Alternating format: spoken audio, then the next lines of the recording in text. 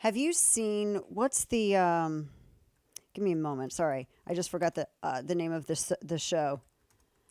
It's a series that it's called Constellation, and it is on Apple TV. It's very good. And the first couple of episodes are super creepy. I don't want to give too much away. Noomi Rapace stars in it. She was in the first, oh my gosh, she was the first Elizabeth Salander before the one chick, Rooney Mara, did the U.S. version. But Noomi Rapace, she was also in Prometheus. She's been in a ton of different movies. She's a really good actress. She stars in this film, in this series. It's a series. And Constellation is about ISS. It's about the International Space Station, and it gets into quantum physics and really crazy stuff. It's brilliantly done. It's a very good series, and it's super creepy. And the reality of this story, to me, is very similar to the beginning, in some respects, of Constellation, that series. So 2 U.S. astronauts are stuck in space. They're stuck in space. 2 U.S. astronauts, Sunitha Williams, Suni, and Barry Wilmore, have spent the better part of a month at the ISS because they had a problem with Boeing Starliner. Of course they did. Who is there? They need crisis management at Boeing. Oh my gosh. So their Starliner spacecraft with 2 astronauts on board, they're stuck in space. It started as an 8-day mission. Now they're going to be there for a month, and they have no return date. None. They have no idea when they're going to be able to get back to Earth. They said with Boeing, they adjusted the return of the Starliner crew flight test until after 2 planned spacewalks, Monday the 24th, and the second one's going to be on July 2nd. They do not have a date for return. They're trying to evaluate opportunities after the spacewalks. And they said, well, the crew is not pressed for time to leave. They have plenty of supplies in orbit, and the station's schedule is relatively open through mid-August. Now, they went into space on June 5th from Cape Canaveral, and it was a year behind schedule, $1.5 billion over budget, and they had problems before the initial launch with like helium leaks and thrusters and all kinds of stuff.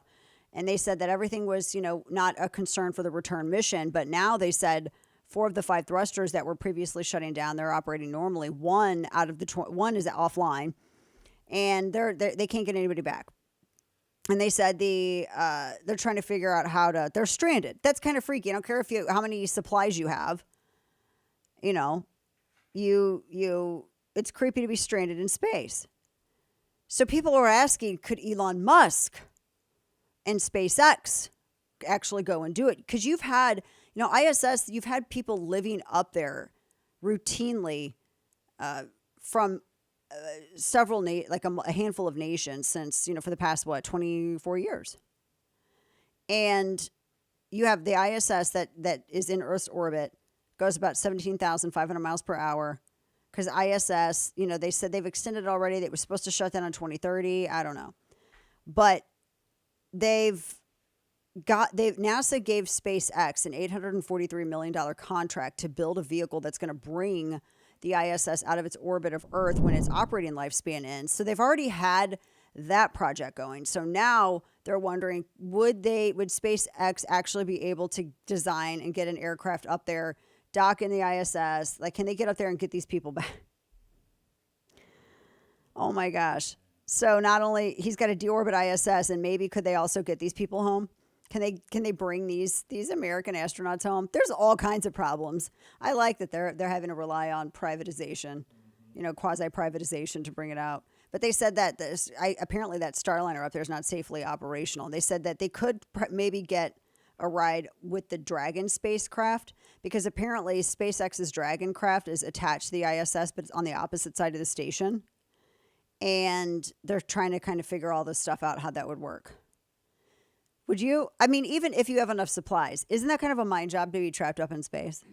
Yeah, to know that you're trapped there and that you don't necessarily have a plan of action to get back. Yeah. Yeah, little unnerving. Yeah, little unnerving, just a little bit.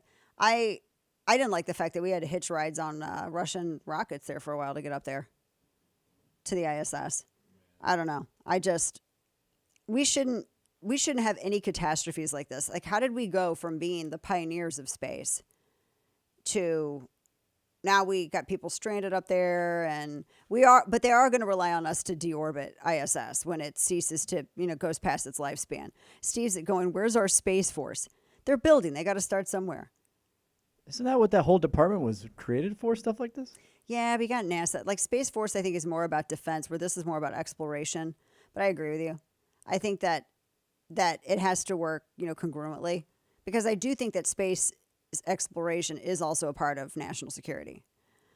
Definitely, especially when you can have space weapons and all kinds of stuff that, there's all the stuff that happens in Star Trek and Star Wars and everything else ends up becoming a reality here for the U.S. or for Earth.